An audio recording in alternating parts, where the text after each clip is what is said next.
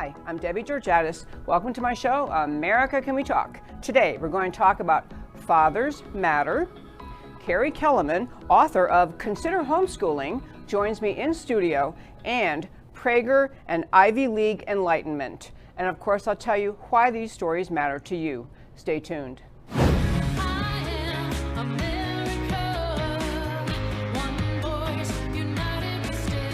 Debbie Georgatos, host of America Can We Talk, is an author, attorney, and political analyst whose mission is to inspire the American political conversation about preserving liberty in the best country on earth.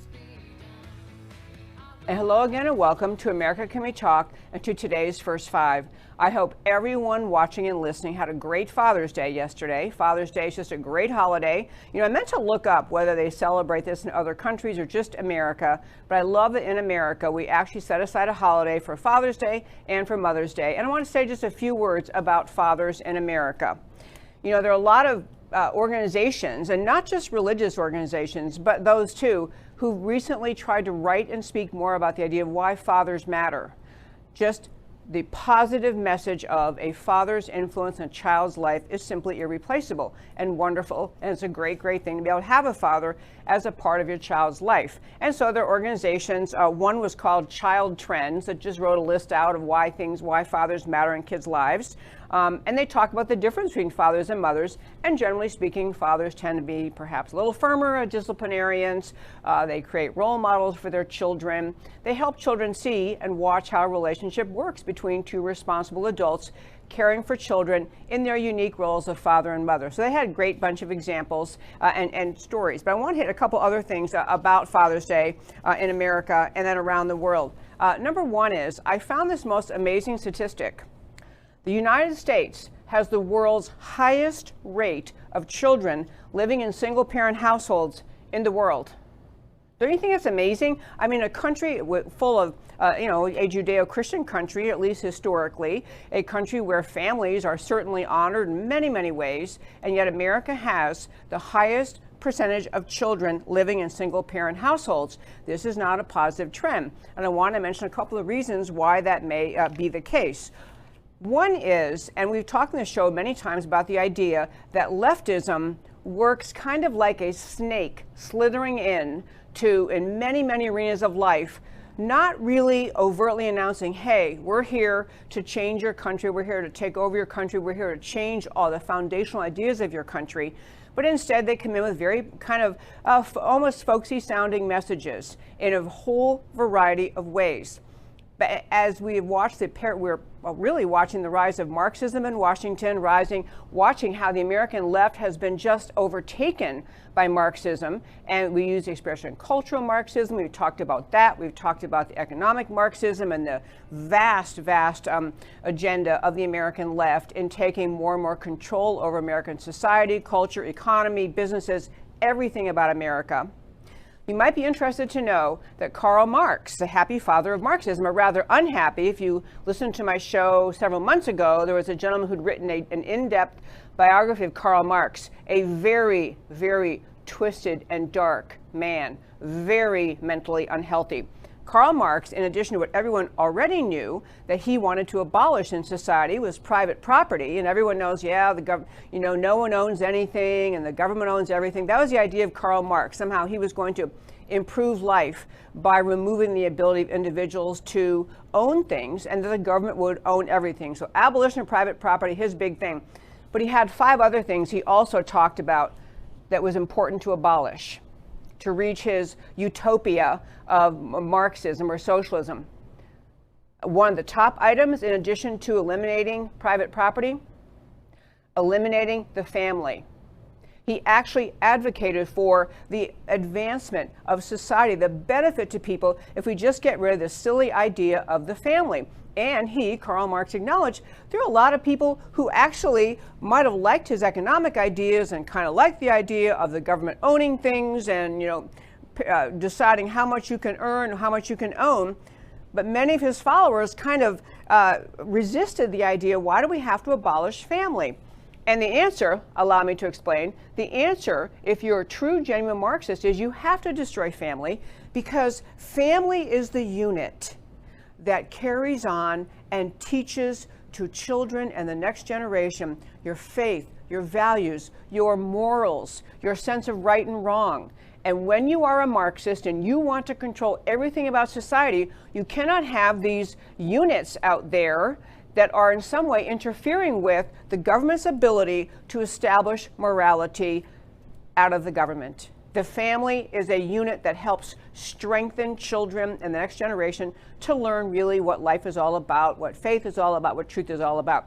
But one example that Marx gave of the reason why family was absolutely unnecessary was because, said he, the only reason people care about families, this is Karl Marx, paraphrasing obviously, but the only reason people really care about families is because it's an evil institution that holds on to wealth. It holds on to wealth and you know, it passes on the next generation, and families own wealth together.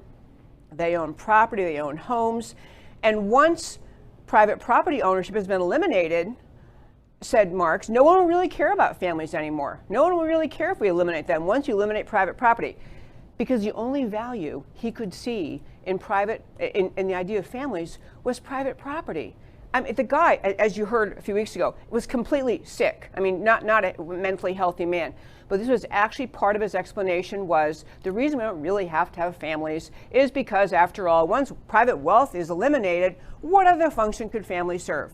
So back to Father's Day, I'll tell you the function that fathers serve in families in America, and hopefully we can reverse the trend in America of having so many families where it's a single parent family, a mom, usually the mom, trying to raise a child. Karl Marx could not figure out what value families gave and what value especially fathers gave. And many of those values are things that you all know. If you celebrated Father's Day with your father, with your kids, with your grandfather, you understand fathers do just a world of good for children. They are really role models, teaching kids what it looks like to care for a family, to nurture, to raise, to protect. You see, they watch their father going in and out of the door every day, and sometimes the mom too, but going to work, learning it takes work to survive. It takes work in order to produce value, to take care of your home. Fathers are often the moral teachers. Usually both parents take their kids to Sunday school or church, but dads are moral teachers. Dads, as I said earlier, often the disciplinarian, the one that says, you know, your mom's pretty soft, but not me. I'm making the rules, and here's what they are. They teach kids discipline and honor. There is just a world of good fathers do in this country. And I want to just tell you briefly about what has happened in America as we've had the diminishment of fatherhood, the diminishing numbers of families in which parents, the family consists of a mom and the kids. Just a few simple statistics. And before I give these, I'll say this. There are many families who are single parent homes, single mom homes, through no fault of the mom, whether it is because of being widowed or being abandoned by a dad. There are plenty of people who come out of single parent homes strong and healthy and normal and functioning adults. That is true. But it's not the ideal. It's not the goal to try to produce more of those. Because the simple fact is, as we have abandoned the importance of family in the society, and we have the rise in the percentage of kids growing up in single parent homes, here are some statistics to think about. A little reality check on this claim that families don't matter. As one example, the strongest predictor of whether a person will end up in prison, strongest predictor, single strongest factor predictor, is that they were raised by a single parent. In 1996, 70% of the inmates in state juvenile detention centers serving long sentences were raised by single mothers. The proportion of single-parent households in a community predicts its rate of violent crime. Literally, in a community with a large number of single-parent homes, you have a much higher crime rate than you do in communities where the average family is a mom and a dad, an intact family unit. 72% of juvenile murderers, 60% of rapists come from single mother homes. After controlling for single motherhood, the difference between black and white crime rates disappeared. Let me say that again. People lament the crime rates in our country and why there's a higher crime rate in especially minority communities. After you control for single motherhood, the difference between black and white crime rates disappears. I could go through, I have pages in front of me, I could read to you the statistics, the simple outcome that it is better for a child to have two parents in the home. There are actual studies after study showing if you grow up in a single parent home, you're more likely to drop out of high school, join a gang, get pregnant, go to jail, just in all ways fall apart. Even mental illness is higher, you have a higher rate for children growing up in single parent homes. And I say all this to say, God bless women who are trying their best to raise a child without a dad around. I support them. I want them to be able to do the best they can. I hope that every child can turn out well. But as a society, as a culture, if we cannot admit to ourselves the statistical facts, flat out facts, that it's actually better for a child to grow up in a two-parent home with a dad and a mother role modeling for them, we really are doing a disservice to the children. Marxists who like this dissolving of the family unit engage in mockery about the idea that parenthood and intact families matter. The whole media mockery mob of the American left, when anyone ever talks about the importance of family units, the importance of marriage, started lecturing about, oh, this is just the far-right Christian people trying to foist your morality in all of us. This is just the Bible thumpers, you keep your religion out of our lives. Forget about religion. I mean, I think there is a biblical basis for the idea of an intact family. But even if you don't believe that, if it doesn't matter to you, the simple fact is, statistically speaking, it's far kinder, better, more loving, more caring for children in a society, for the society to value intact families and to value fathers. And so again, I'll tell you, I hope that you all had a lovely, wonderful celebration of Father's Day yesterday. And that, my very fine friends, is today's first five. Probably longer than five. So I want to turn right now to, I told you we have a guest joining us in studio. She's here in studio. I'm going to show you her book. This is her book, and it is, you can see it right here. It's called Consider Homeschooling. And I'll tell you a quick thing. So Cari Kelemen is the author. She actually is a longtime friend. And she's actually the first homeschool mother I ever met that I realized, wow, because I grew up in New York, and I didn't really have a very positive view of homeschooling because I didn't know anyone who did it, and it just seemed kind of alarming to me.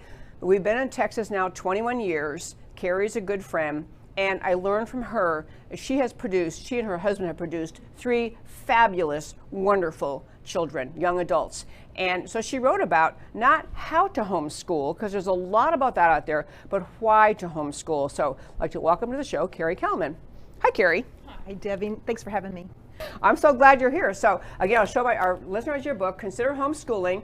And I want to just, I'll tell you that I started looking at it today, and I realized you put a lot of thought into this, the decision to homeschool, and maybe a little bit of persuasion, because your husband is actually a public school teacher. Yes. So talk about how that started. We're a little bit of an odd couple that way. So I have a public school teacher husband. He's actually Canadian. He taught up in Canada for several years, was an award-winning teacher up there. When we moved back to Dallas, that was about the time our children were about the age to enter school. And I looked at the schools in our neighborhood, and I just didn't feel like a good fit for my kids. I had already kind of started thinking about homeschooling before I even met Russ and before I had kids. And so we looked just to see what the options were. We looked into private school, and it was just beyond our financial means to do so. So there was really only one alternative that we hadn't yet explored very closely. So I started doing my homework about it. And I finally said, honey, I think I want to homeschool our kids. And that's how the conversation got started, and that's how the book gets started. Oh, yeah, actually, it's kind of funny, because I don't know the exact words, but it's kind of like, why? Is that his answer? Why would you want to do that? Yeah. Yeah. So, I mean, I do want to get into, you have many great points in your book, but what is besides not finding the perfect public school or private school, because I think a lot of people pick a school and say, well, it was pretty good, it was okay. Mm-hmm. What were the things you were looking for that you didn't think you would find in the public schools? There's not a teacher on this planet that's going to love my kids the way I do. So there's 2 elements to education. There's what's being taught, and there's who's being taught. And when it comes to the who, your own kids, you are the world's leading expert. Well, that's a fact. That is a fact. Okay, so you launched this homeschooling. To be really clear, you homeschooled all 3 kids. Yes. From K through 12. K through 12, okay. And that, well, I don't want to invade their privacy, but they're now, one's still in college, is that right? No. Actually, they're all done. They're all in their early to mid-20s. Okay. And they wrote their own afterword to the book. Okay. All right then. So the proof is in the pudding. You can take a look for yourself and read what they have to say about it as adults looking back. Yeah, well, actually, and you also have some pretty great pictures in there. I mean, you have a beautiful family, of course, but I mean, great pictures in there. So you used one example. I mean, I'm going to run through a bunch of things. One was you use this term, and okay, here it is. One person you've spoken to about, or just were learning from about schooling, and use the expression, the curiosity sponge. Yes. Can you just talk about that? Yes. So in your child's mind, if you picture your child's mind as a sponge that's absorbing what's being given to it, it's their curiosity. They're curious about all kinds of different subjects. If you as the parent that has the power of the first impression are able to fill their curiosity, to satisfy their curiosity with what you deem valuable and important, then other information they encounter on the subject just kind of rolls off. But if you never talk about a subject with your child, somebody else can come along and give them the first impression, and now what you have to say kind of rolls off. So it's real important as a parent to be the first one to satisfy your child's curiosity on certain subjects. And in this particular case, it was a mom talking at a meeting about satisfying her child's curiosity on sexual topics.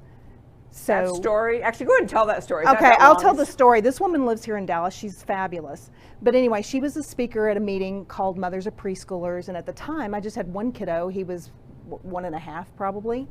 And so the topic of the meeting was how to talk to your kindergartner, how to talk to your child about sex before they go to kindergarten. And we all just went, what? What?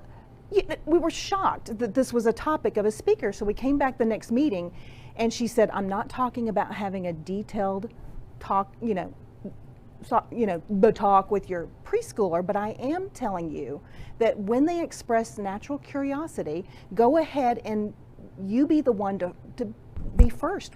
Make a first impression with your child, and you tell your child what you think is valuable, important for them to know. And in her case, she said, our beliefs are sex is God's gift to marriage. It's how husbands and wives have a baby, and it should be kept private. That's all her little girl knew. That's all she needed to know at that time. Well, that little bit of information that went into her daughter's mind came into play. It was very important because she met a little girl at kindergarten, and she was telling her mom about this little girl, and this little girl had a teenage brother that watched her after school, and she said, I don't think you're ever going to let me go play at her house. And her mother said, well, why not? And she said, because after school she watches her brother and his girlfriend have sex. And she just about fell off the kitchen table chair, and she just like, and she tried to kind of close her jaw, and she said, well, why? I'm cool, go ahead, yeah. Why do you think you shouldn't do that? And she said, well, because you said it was for marriage and they're not married. And you said it should be kept private, and so I know we shouldn't be watching. So these little pieces of information went into this little 5-year-old girl's mind, and it protected her from a very inappropriate situation because her mother had been first to saturate that sponge in her child's mind. On that topic of, I love that picture, that mental picture of a curiosity sponge. Mm-hmm. But it is so true. It's evident now in education where your kids are learning things at school. We used to think your kids go off to school and they're going to learn mathematics, they're going to learn science, biology, whatever the subjects are in school.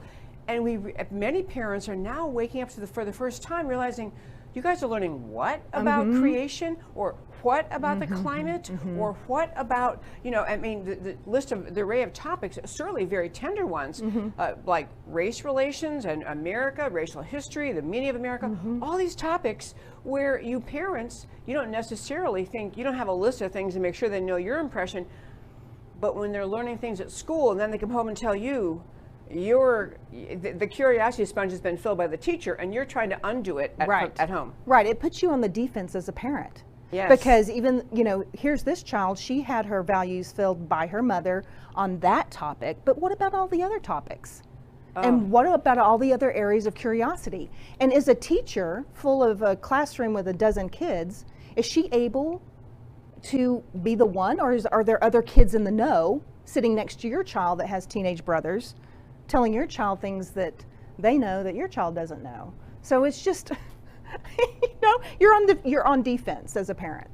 You most certainly, I thought was a brilliant point. And actually, as I say, it really matters now more than ever because schools go so much further beyond what you normally would assume your kids are learning about. And you're at home on the defense about what the meaning of marriage is, what your identity is, that your sexual identity, whether you are an it and you get to choose. I mean, all these things the school is telling your kids. Okay, another thing I really liked, and I love this point. I mean, I'm going to let you just talk more about it. I mean, I love you talk about the idea of the way children arise or people respond to their expectations about you. Yes. And so if if you're a teacher thinks, oh, these dang kids, I got it, or whatever you think, versus the parent and filling your heart with your expectation about them. Just talk about that and the role it played in your homeschooling. Okay, well, in the book, I tell a story about a professor at a small college.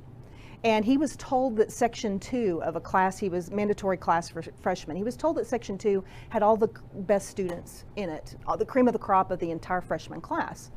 So he taught Sections 1, 2, and 3, but he just really looked forward to Section 2 because someone told him that that's where all the best students were. And he never said anything, he didn't think he did anything different. But when he went to go look at their grades, he was giving them better grades and their papers were thicker and had more pages. And these kids, even though he never said anything, these kids were responding to his unspoken expectations about them. Something that existed just in his mind, and they responded to it. And about halfway through the semester, the dean of academics came up to him and said, how is teaching going? It's just great, I love Section 2. And he goes, well, is it all that different? And he goes, oh yeah. And he starts telling him about how different it was, how much better the students were. And he goes, that's interesting because we ended Section 2 this year. We spread all the best students evenly throughout all the sections. And he thought, that can't be right. So what he stumbled upon was this power of expectation. What you think privately in your mind can affect the behavior of another person.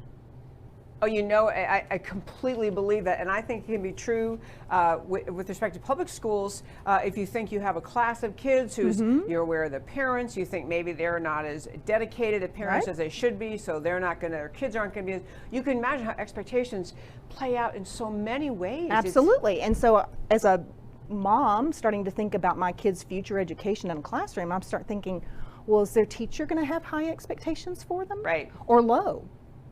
And what about their peers? What are their peers' expectations of my kids? Or one bad impression, your child is running late someday or is in a bad mood and says something. We've all heard I mean, kids will say, a teacher will say, oh, so you're Blake's sister.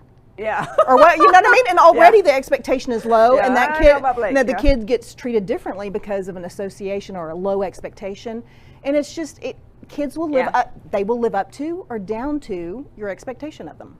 I love that. I want to talk about another thing because I think this, I told you when I first met you, I was honestly, you said you're homeschooling your kids, and I mean, I grew up in New York and I practiced law in California. I didn't know anyone who homeschooled, number one, and number two was the impression among the, crowds I knew was kind of like, that's just kind of, is either kind of where these parents are making an excuse and not really doing the teaching, they're just lazy, or they're just, it's extremely religious and all it is memorizing the Bible, they don't learn real things, and that teachers were needed to be experts in various areas, and you couldn't be that expert. So you address it, you have a chapter on that, shouldn't teaching be left to the experts? So what's the answer to that? Well, like I say, two components to education. One is what is being taught, and the other component is who's being taught. So when it comes to who's being taught, the world's leading expert on your own kids is you. And so that's going to affect how you approach your child, because a classroom is basically one size fits all. And in the book, there's a story about Gillian Lynn, who was a choreographer. She met Andrew Lloyd Webber and she choreographed Cats and Phantom of the Opera. But when she was 8 years old, her school told her mother, we think she has a learning disability. So her mother takes her to see some kind of specialist, psychiatrist or whatever, and tells them all the problems she's having in class. She's fidgety, she bothers her classmates, all this stuff. And so the man listens carefully, and then he comes up to Jillian and he says, your mother's told me all these problems you're having at school, and I need to go talk to her privately. So just stay here, we're gonna walk out the room and we'll be right back. And on his way out the door, he turns on the radio. And he and his mom leave they leave the room, and he says, just watch her. And as soon as the door closed, she was up on her feet dancing to the music. And after a few minutes, he looked at the mother and said, Mrs. Lynn, your daughter isn't sick. She's a dancer. Take her to dance school. She's a kinetic learner. Yeah. And she said they went to a class, and she said the people were just like me. They had to move to think. Now, there's 4 different learning styles. Is your child's teacher in a classroom setting with 32 other kids going to be able to customize, to adapt to your child's learning style? Because most classrooms are auditory, and that's only one of the 4 learning styles, because classrooms tend to be lecture oriented. What if your child is kinetic? They have to move to think. What if your child is social like me? I wanted to discuss. Every time I learn something new, I want to talk about it. Or is your child visual? I mean, there's all these different styles. So you could, as a homeschool parent, you can customize your child's education to fit their learning style. And if you have more than one kid, each kid can be different in your home. Yeah. Okay. But what about the idea? I'll tell you one reason. I didn't ever actually seriously consider it, but I had the thought. I was so bad at math, and the idea I'm going to teach my kids calculus. I had a battle with my geometry teacher, and I even liked him. So what do you do about those topics you just think you're not very good at? Well, there's so many. This is the hardest part about homeschooling. It's choosing from all the wonderful curricula there are out there. So curriculi, I guess is the way you say it. But you can go to a book fair. In fact, not far from here, every Mother's Day weekend, it's wall-to-wall vendors, homeschool curriculum vendors. So I happen to find math was my sore subject as well. I tend to be a little more visual. Well, there's a math curriculum called Math UC. And it's got manipulatives for those that are kinetic. It's got the visuals for those that are visual. It skip counting songs to learn the multiplication tables for those who have maybe a musical bent. So there are curriculum out there that can help. And sure enough, we would watch the lessons together. And here's what's great about homeschooling is you're not this fount of knowledge and you know everything and your kids come to you and you dispense information. If you don't know something, you can learn together. You're learning with them. I love that. You're learning with them. So we would put these math DVDs in together, and I would learn how he was teaching them what to do. And I'm like, oh my gosh, you guys are so lucky. I wish I had learned math this way. And we all had a great time with it. So. Okay, so what about, I mean, honestly, I love this whole why to homeschool, so I'm kind of doing a little bit of the devil's advocate, but what about this, what about that? So what about the idea that kids need socialization? I know you addressed that, but they need socialization, they go to school. I will say, before you even, whatever your answer is, I will say, I think that, especially middle school, for many kids, is socialization torture. I mean, there's usually the mean girls, of which I was not, but I mean, they're the mean girls, there's a cool crowd, and the whole notion of, people might say, well, that's how you learn to fit in life, but actually there's phases of life that kids aren't really all that nice. So tell me about socializing. Okay, so socialization, you need to look at the definition of it first. And Merriam-Webster says that socialization is the process through which a child learns the values and habits and attitudes of a society. All right, so when they're in a classroom full of their peers and the teacher has all these kids to juggle, who are they taking their social cues from? Who's teaching them the values, habits, and attitudes of the society? Their peers are. So my question back to people who wonder about socialization, I said, well, who do you want teaching your child the values, habits, and values of the society? Other people's kids, or you? Because as a homeschool parent, you get to set that bar. Well, also as a homeschool parent too, you can, and I assume do occasionally, sometimes have a, social plans. You have other families and involvement in a church where you have groups there that can be, So there's lots of opportunities for homeschool kids to be with their peers, and that's another thing that people think socialization is children spending time with kids their own age. That's what they think. But when you think about it, aren't we supposed to be preparing them for lives as adults? Well, if that's what we're doing, then why are we grouping them by their age? When else in their adult life is that ever going to happen? Okay, so a classroom full of peers is basically a manufactured social construct they're not going to encounter again. Yeah, a place where everyone's their own age. That's a very good point. Right. Yeah, and actually you do hear about children who really didn't ever learn. They're not comfortable around adults. Their parents segregate them off, so you have kids table, kind of the life of kids table, parents absolutely. Table. And so they don't interact with other adults well. So homeschool kids have an opportunity to be around kids their own age through co-ops and sporting activities and church activities and extracurricular activities. Both my daughters did dance for years and years. My son did sports. So they have the opportunity. They just don't spend the majority of their day with them.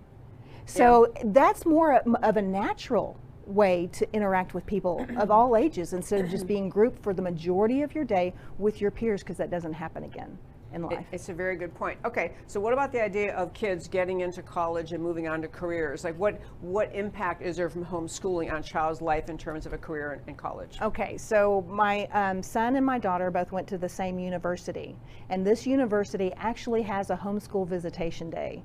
They are actively seeking out and recruiting homeschool kids. Why? Because they've noticed that these kids have a self-initiative that other kids don't normally have, because they've been in a high school setting, they've been told what to do and when to do it, and they haven't had the opportunity, the time, the space to come up with one of the most critical skills you need for university and life beyond, and that's time management skills. So as my kids got older, I gave them a week's worth of assignments, and I said, you can get done by Tuesday if you want, or you can do it however you like as long as it's done by the end of the week. And they learned how to manage their own time and how to get the work done without anybody looking over their shoulder and telling them what to do. So my son will tell you, he's the first to tell you, and is afterward, that when he got to university, his friends were struggling to get their college work done.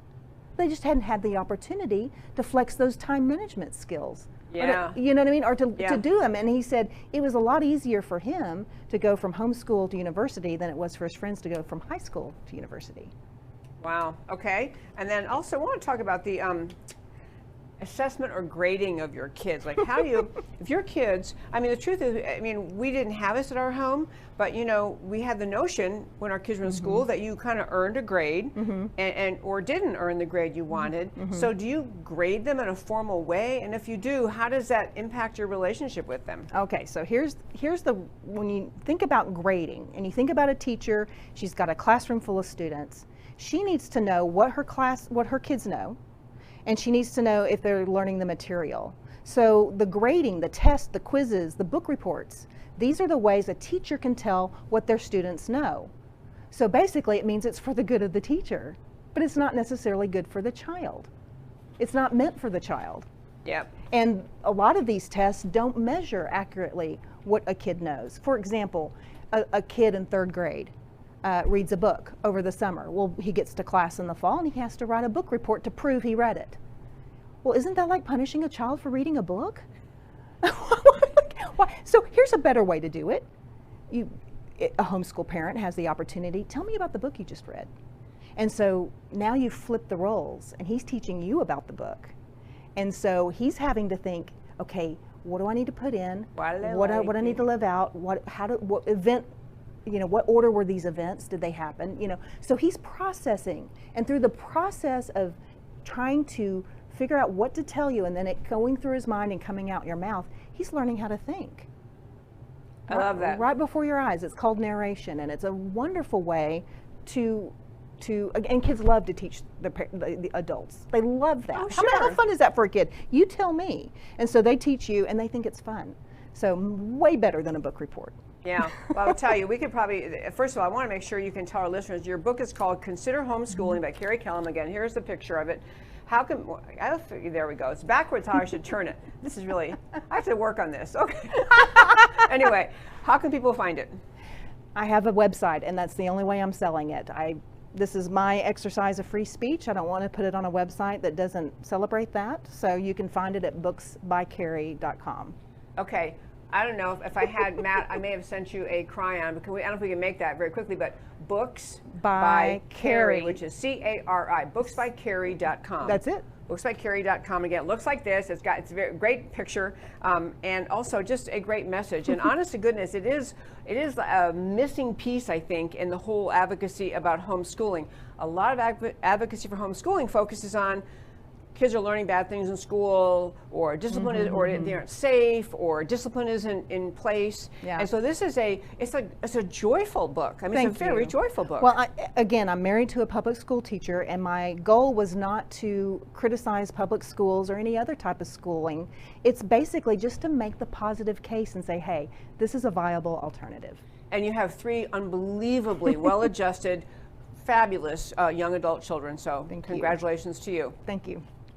Okay, friends, I want to hit one more topic today. Okay, Cari can be really nice about not criticizing public school, but I don't have to follow that. And I understand, first of all, I really urge you to read the book. It is easy to read, it's fun reading, and if you're in the phase of life where you're considering homeschooling, or maybe your adult children now considering homeschooling, it's a positive message, why it works, why it's a happy experience. And I truly happen to know Cari as a personal friend, and she really has 3 wonderful, well-adjusted, happy family children. A wonderful blessing. Okay, so I want to hit last couple of stories, also relate to education. You may have heard the Dennis Prager interview. He was interviewed by someone on Fox, in which he was making the point. They were asking him about how he's been really critical about public schools and the actual content of the curricula. The content of the curricula, and was just basically, he's lamenting what they teach about America. They pushed the 1619 Project from the New York Times. You talked about that before. Pushing critical race theory, pushing anti-Americanism. And he basically was making the point that if you want to save America, and this is his language, save America, and he's talking about not just help your children, but save America. His language, his words were, I warned him, he said, in my opinion, this is Dennis Prager, the first road to saving this country from the left's attempt to destroy it as we know it is to take your kids out of the schools of this country. He's actually urging, take your kids out of the schools of this country. And he went on to say, the left is primarily, the American left, he's been talking about, he has previously talked about Antifa, Black Lives Matter, 1619 Project. He says, the left is primarily concerned with deconstructing the United States of America. And I want you to listen to this quote. There's a 50-50 chance that if you send your kid to elementary school, high school, and college, they will come out holding you in contempt. If you're prepared to lose your child, keep your kid in school. And I want to comment about that because I know it sounds dramatic or drastic. And I know that homeschooling, which clearly we did not do. Our kids are all grown, young adults, and we did not homeschool. But I want to urge you to think about how radically the left has taken hold of the public school curricula. And this is one of my examples about termites. It's like the left are like termites. You live in your home and everything seems pretty great, and you keep it clean, and you vacuum and you dust, and you once in a while straighten out the pantry. You take care of your home. But unbeknownst to you, termites are working away at the foundation of your home, or maybe on the wood under your front steps, or maybe on your back porch, and you don't see it, and you don't hear them, and you don't notice the impact till all of a sudden you walk out and your front porch steps collapse. And you think, well, what happened here? Well, it's actually termites who've been working at the front steps, at the wood and the front steps for decades. As they say, while you were sleeping. This is what the leftist mindset in this country, they are like termites. They have been determined for decades to undermine the very idea of America. I mentioned a moment ago, earlier in the show, about Karl Marx and his determination to destroy the idea of the right to own private property. And he went on to say, and to destroy the family. He also talked about the urgency to destroy the idea of the individual. People should not think about being individuals or have individuality. This leftist mindset, which used to be just, parked in extreme left communist party in America in the 1920s, has grown in its influence in America, slithering, I'm mixing my metaphors now, slithering like a snake into the public school curricula, into the idea of what children are taught, what they're taught to believe about America, about religion, about the creation of life, about the purpose of life, everything leftists want the American child to think, so they will be easily lured into accepting Marxism, socialism, communism, has made its way into the public schools. It is why kids leave. And there were some statistics, and I hope I can find them fast enough, but there are some statistics about what kids believe these days, and I may not have the right thing with me, but there were statistics about what kids believe, and I mean, truly astonishing things, like being asked about the idea of, can you name the 3 branches of the federal government? And it was a majority of millennials who could not. They didn't know what it was. Didn't even know the concept, which is crucial to understanding the very structure of freedom in America. You have to understand the separation of powers and what that means, why you have 3 branches of government, why you don't have just a ruler, an autocratic ruler like the Marxists want. But the list of things public school kids do not know these days, it is the direct result of this Marxist, I am telling you, like termites destroying the foundation of your house. They've been working away at the public school curricula in this country for decades, destroying the history curricula so you'd no longer learn about the great, extraordinary uniqueness of America's founding, the concept ideas written in the Federalist Papers that gave rise to that we have the Declaration of Independence, and those ideas and the Federalist Papers and the Constitution, all of that structure of America, they have no clue. They've been taught America's evil and racist, and it's a bad, bad, bad, bad country. And all of this is intentional. It is not because we just kind of forgot to think about it. It's intentional. It's designed to destroy the fabric of America, designed to destroy the unity of America that can only exist if we embrace the ideas of America. The left has been doing this in public schools for decades, and now they are at, they think they've got it now. They've got the public schools so wrapped around the leftist ideology, and for many, many parents, they never saw it coming, never even realized it, never saw it coming. That's where we are. That's where we are with the public school, which is why Prager is saying this. Just, because we need to fix the public schools. We need to have, a major revision of much that's taught in the public schools, because not every parent can homeschool. But in the meantime, if you can, to get your kids away from that, recognizing it's not education, it's propaganda. Your children are propagandized in the public schools, in the vast majority of them. As he says, there's a few isolated outlying schools where they still have their head on straight, but mostly not. Mostly they do not. And if you want to hold on to America, if you want to reject and fight against this massive push of Marxism trying to take down America, which is what we are watching right before our very eyes, a big step is to take away the power of the public schools. If you listened to my show a few weeks ago, I mentioned I've been in Washington, or actually in Florida, at a conference, and ended up hearing Attorney General Bill Barr speak. Now, I have a lot of reasons I don't like him. I don't like some things he did under the Trump administration. But it was a breathtakingly brilliant speech. And I put it up on my website, and I'll put it up again. I want to urge you to look up his speech he made about public schools. He was basically making the point that among the foundational, beautiful ideas of America, a foundational thing was the idea of the freedom of the individual to pursue his or her beliefs about religion, God, faith, not just to believe them, but to live them, and to teach those to your children. Foundational to a family is parents passing on their faith. And he talked about the idea that public schools have now, it wasn't just that we decided to take prayer out of public school or remove, mention of God in public school.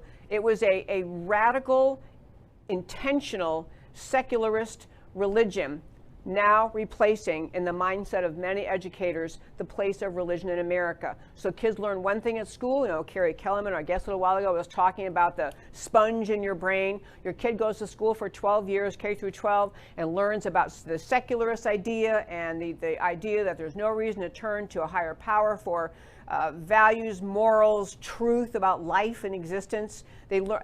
And then you try to come back and say, hey, kids, remember how we really care a lot about God and following the Word of God? Now, it's gone. And his point, Bill Barr's point, was we really need to move in America away from having a public education school system. Now, I'm not advocating that today. You can't drop it overnight. But there is no reason historically, and we can look back historically and say we evolved into where there's an expectation that there are quality public schools available to children, and many people send their kids to those, but the expectation that public school education should be the norm and that homeschooling is a little bit of an outlier, that needs to be reversed. And the public, the parents, the people who are invested and whose children will attend those schools, they need to be taking charge in the schools of what is taught. They need to have, as if you are listening, we had a conference last week in Texas. I hosted a conference on critical race theory. This is one of the extremely insidious, ugly, divisive, destructive America ideas that has made its way front and center into America's public schools, one of the many ideas that have to be pushed out. One of the quick things as I wrap up our show today, you may have seen this story last week, but there was a young woman who is a defector as in she defected from communist North Korea. And she's a beautiful young woman named, her first name is Y-E-O-N-M-I. I'm going to go with Yeonmi. I don't know how you say it. Last name Park. But Ms. Park is a young former citizen of communist North Korea, escaped that brutal dictatorship, came to America, attended Columbia University. Astonishing accomplishment. So she goes to Columbia, Ivy League, and at Columbia, she began making statements, and she had an interview. I'm going to share some of the things that she had to say about coming to school in America today. Columbia, one of the Ivy League, smarter than everybody else, ruling elite class, smartest person in the room, mentality there. She says, not even in North Korea did she witness the kind of brainwashing that she witnessed at Columbia University.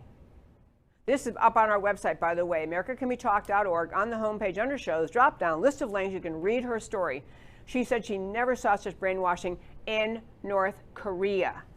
She went on to say she was extremely dismayed because she came to America thinking she'd get the best education imaginable, and what she got, in her words, was indoctrination. She said when she got to Columbia, she realized they were not about teaching her how to think, not critical thinking, not how to reason. They were telling her what to think. A primary thing about education should always be teaching young people how to think, so they can then process the next set of events, the next set of whatever is going on in the world, they can process. Can't do that if you're never taught how to think. She also went on to say she had example after example of just open anti-Western sentiment. Western civilization, the beauty of Western civilization, anti-Western sentiment, which she said worse here than in communist North Korea. She went on to say, for example, during orientation, there was a book display or something, so she made a comment about how much she loved a lot of the classic literature they were going to be reading. A professor at Columbia said to her, she had said, I love those books. And she was serious. This professor said, did you know those writers had a colonial mindset? They were racists and bigots, and they're subconsciously brainwashing you. This is what she's taught at Columbia over literature she liked. Now, you can have reasons that you are critical of literature. It's one of the great things of Western civilization, robust debate of ideas. You can have professors say, well, I think this particular piece of literature it has this deficiency or has this weakness. This professor is trying to encourage you. Don't be listening to any of that at all. She also said English was her third language. She learned as an adult. And so she has a hard enough time with pronouns because she said she'll often misuse them because, she didn't learn English as a child. And she talked about being corrected and told to be referring to an individual person instead of he or she is they. And she said, actually, she said, how the heck do I incorporate that into my sentences? It's chaotic. It is regression in civilization. She also went on to say she realized at Columbia she could no longer engage in intelligent discussion in class. She couldn't raise her hand, so I kind of think this, I see this. The goal was to say what the professor tells you to say.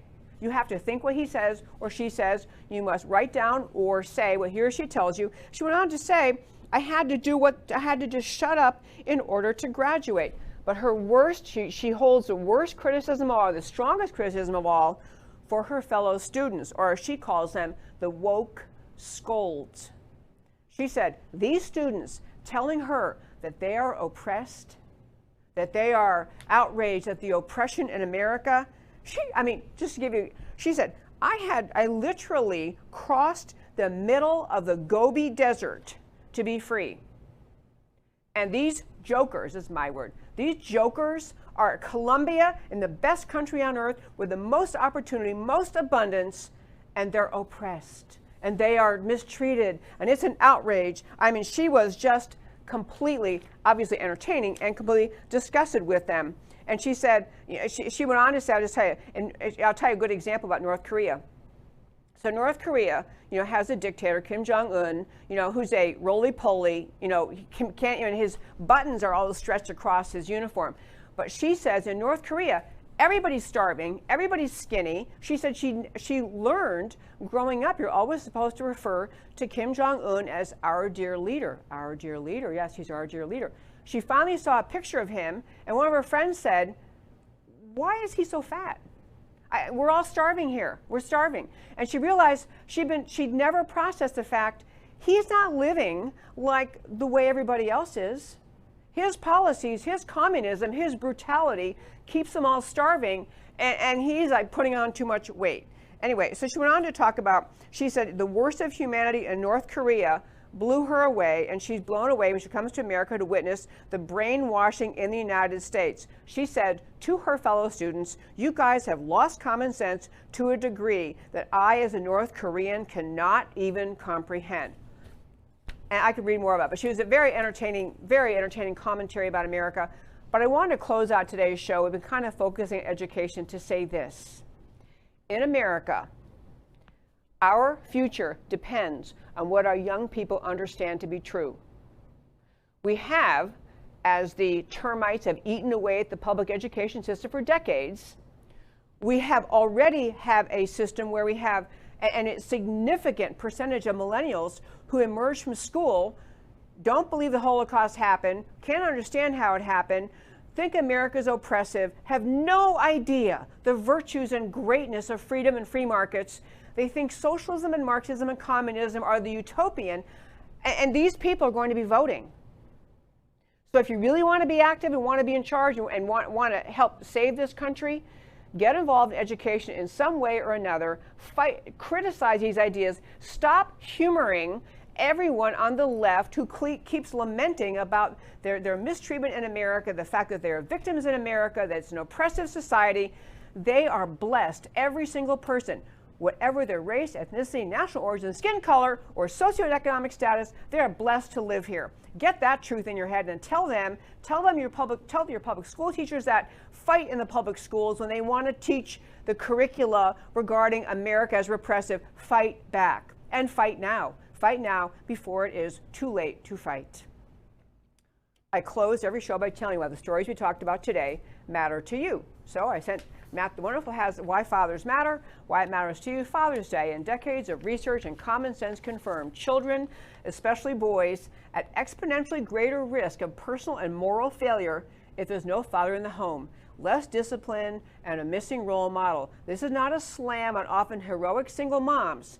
It's a statement of empirical fact. Karl Marx explicitly wanted to abolish the family because he saw it as about money and wealth. Black Lives Matter explicitly wanted to abolish the nuclear family because family, in their idiotic terms, was a white construct. Really? No, family is what blesses every child. Americans must not give in to this ridiculousness of abandoning the idea of family. Americans know better. They must stand up and say so. And on Prager and Ivy League entitlement, Dennis Prager threw down a gauntlet in a widely read column. The single biggest step Americans can take to save their country: remove children from public schools. U.S. public schools are teaching amoral, irreligious, critical race theory, and false U.S. history, leading to racial division and hatred of America. Nothing good can come from this. When a North Korean refugee attending Ivy League Columbia says it's worse than North Korea, you ought to pay attention. No teaching, says she, of how to think, only being taught what to think. Woke scolds populating the campus have no idea how to value freedom. There is no escaping the truth of reaping what is sown. Americans must insist on re-sowing the seeds of America's founding greatness. And that, my very fine friends, is America Can We Talk for today. Thank you so much for tuning in every Monday through Thursday at 3 p.m. Central Time to America Can We Talk, where I always talk truth about America because America matters. And I'll talk to you next time.